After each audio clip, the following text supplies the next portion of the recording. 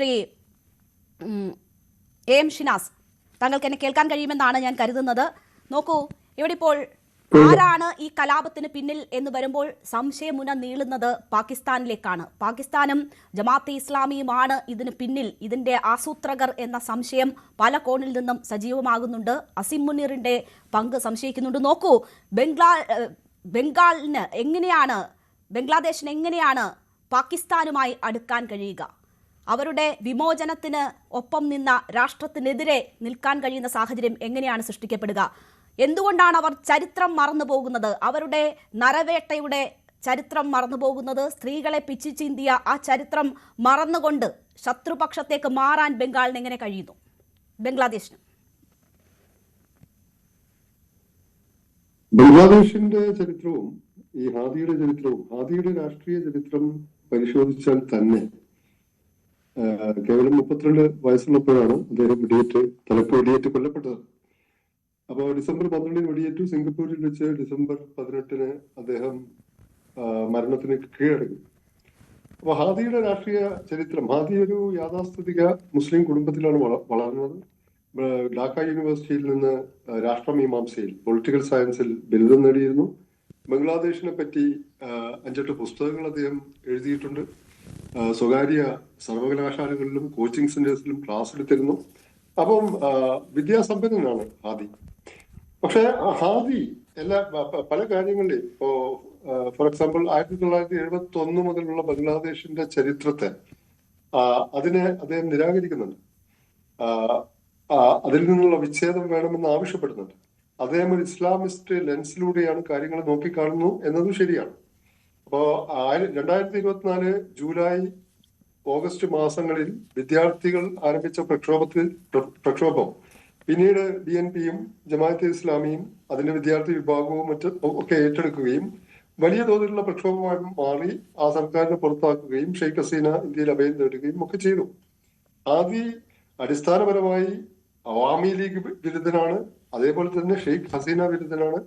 ഇന്ത്യയുടെ സാംസ്കാരിക അധീശത്വത്തെയും ആധിപത്യത്തെയും എന്ന് വെച്ചാൽ ബംഗ്ലാദേശിന് മേലുള്ള അതിന്റെ രൂക്ഷ വിമർശകനാണ്.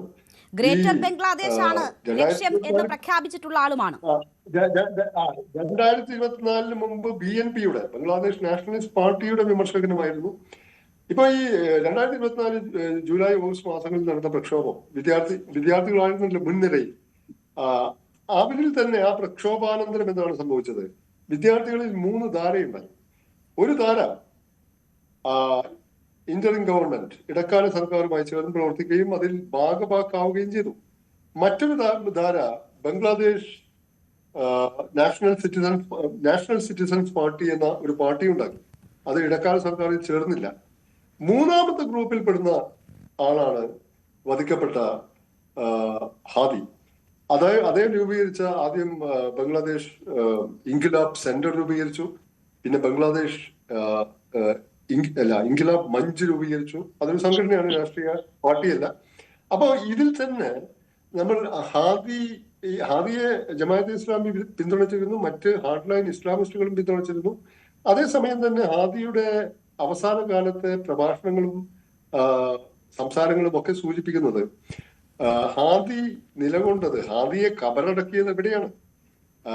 ബംഗ്ലാദേശിന്റെ ദേശീയ കവിയായ കാസി നസ്രുൽ ഇസ്ലാമിന്റെ ശവകുടീരത്തിന് അടുത്താണ് ഹാദിയെ കബറടക്കിയത്.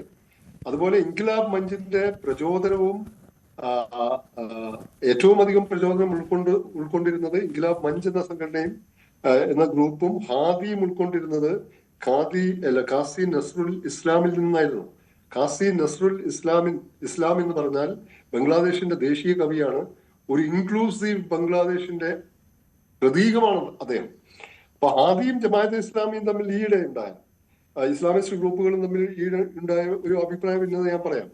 ഹാദി ഇതൊക്കെ പറഞ്ഞെങ്കിലും, ഇസ്ലാമിസ്റ്റ് പ്രിസത്തിലൂടെയാണ് നോക്കി കാണുന്നതെങ്കിലും, ബംഗ്ലാദേശ് വിമോചന സമരത്തിന്റെ പൈതൃകത്തെ അദ്ദേഹം അഗണ്യകോടിയിൽ തള്ളുന്നുണ്ടെങ്കിലും, ഹാദി ഒരു ജെൻഡർ ഇഷ്യൂസിലും ഇൻക്ലൂസീവ്നെസിന്റെ കാര്യത്തിലും ഈ ഇസ്ലാമിസ്റ്റ് പാർട്ടികളിൽ നിന്ന് ഭിന്നമായ നിലപാടാണ് സ്വീകരിച്ചിരുന്നത്.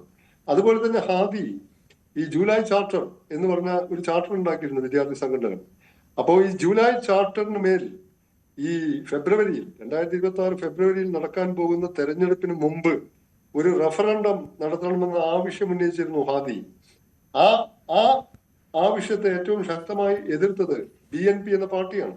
കാരണം ഹാദി മുന്നോട്ട് വെക്കുന്ന അജണ്ടയുമായി പോയാൽ ബംഗ്ലാദേശിൽ ഇതുവരെ നിലനിന്ന 2 പാർട്ടി ഡോമിനൻസ്, 2 പാർട്ടികൾക്കുള്ള ആധിപത്യമുള്ള ഒരു രാഷ്ട്രീയ വ്യവസ്ഥ അവസാനിക്കുമെന്നും ജമാഅത്തെ ഇസ്ലാമിക്ക് കൂടുതൽ മേൽക്കൈ കൈവരുമെന്നുമാണ് BNP പറഞ്ഞത്. അതേസമയം ഹാദി മത്സരിക്കാൻ തീരുമാനിച്ച മണ്ഡലം ബംഗ്ലാദേശ് ഡാക്കയിലെ 8 എന്നറിയപ്പെടുന്ന ഡാക്ക 8 കോൺസ്റ്റിറ്റ്യുവൻസിയാണ്. ആ മണ്ഡലം BNPയുടെ ശക്തി കേന്ദ്രമാണ്. ആ BNPയുടെ വളരെ ശക്തനായ ഒരു നേതാവുണ്ട്, മിർസ സംതിങ്. അദ്ദേഹത്തിന്റെ ഒരു ശക്തി കേന്ദ്രമാണത്.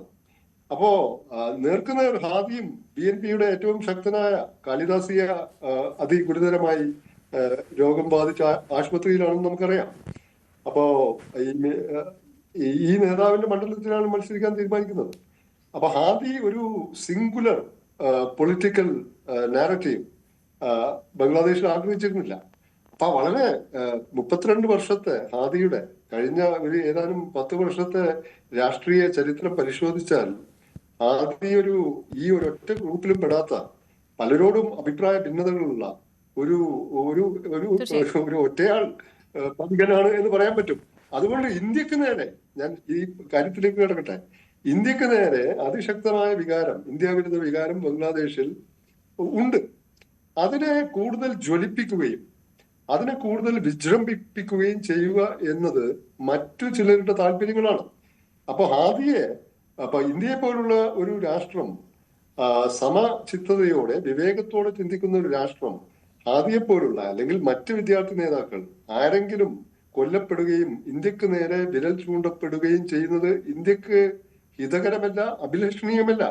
അതുകൊണ്ട് അത്തരം ഒരു വഷളായ സ്ഥിതി ബംഗ്ലാദേശിൽ ഉണ്ടാക്കാൻ ഇന്ത്യ ആഗ്രഹിക്കില്ല.